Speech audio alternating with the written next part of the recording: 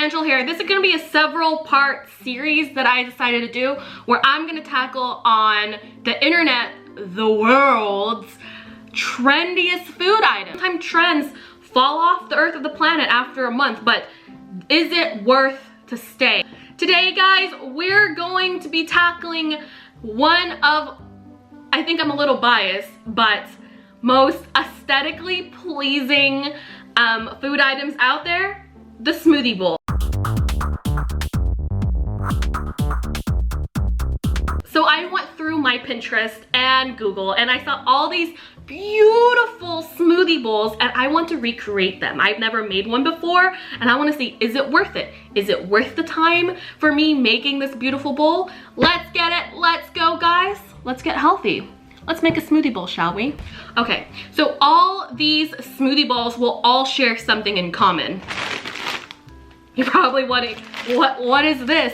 It's a bag of frozen bananas. And I think this is something that everyone should have in their freezer, just to have a big bag of frozen bananas, because this, you don't have to add ice to the smoothie bowls. It won't dilute it. It makes it super creamy, sweet, and it just makes it just delicious.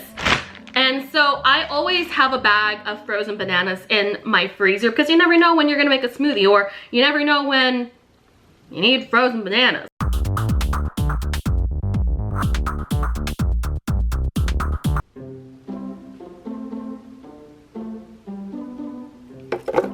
So now that you have your fruit base, it's time to pick what kind of milk are you gonna use. Of course, there's almond milk, soy milk, regular milk, hemp milk, coconut milk, and oat milk. And this is from the brand Oatly, and I started drinking oat milk, guys, and it's really good. It's literally just milk made out of oats, and it's dairy-free, no nuts, it's gluten-free. It's just another alternative, especially if you're allergic to nuts and soy. This is a great option. And then you also, for your smoothie base, want to consider add-ons. Chia seeds and flax seeds, protein powder, or just like the famous popular smoothie bowl, we got some acai powder. Now you could buy the powder. There's also, whatchamacallit, the frozen acai packs that you could buy. Trader Joe's has like these little individual smoothie packs of acai.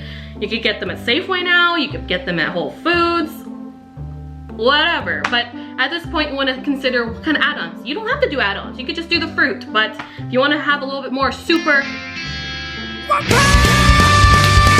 in it, add some add-ons. Add some omega-3s to it. Won't hurt, right?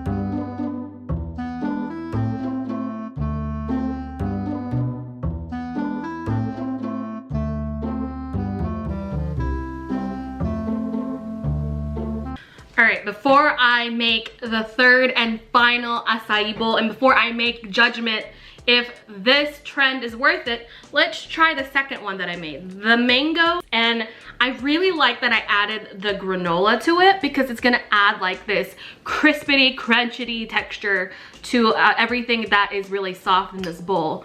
So let's just get a little bit of everything, some smoothies, some coconuts.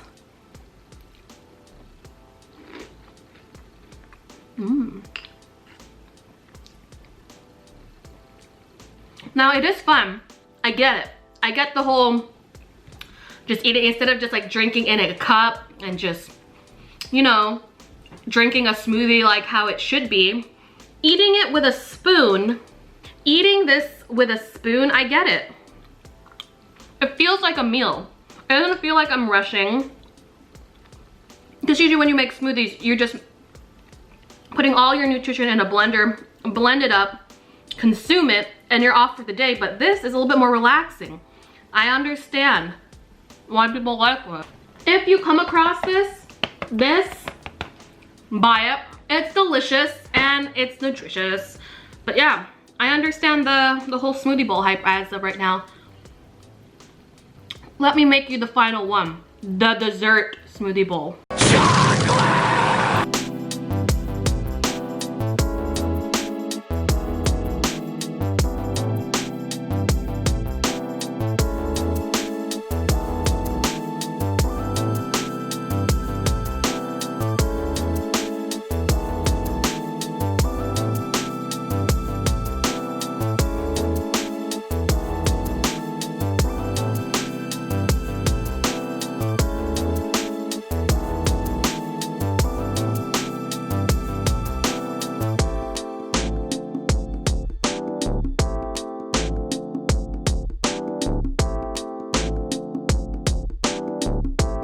Here is our final.